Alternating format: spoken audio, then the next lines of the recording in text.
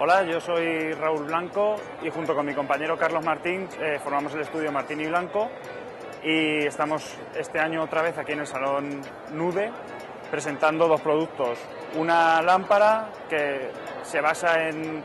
es un proyecto que diferencia la parte de arriba con la de abajo, diferenciando los volúmenes y los materiales, y luego unas mesas en colaboración con la firma Pau, que también con una forma simple y arquitectónica, combinando también materiales, en este caso mármol y madera lacada, para generar unas mesas auxiliares.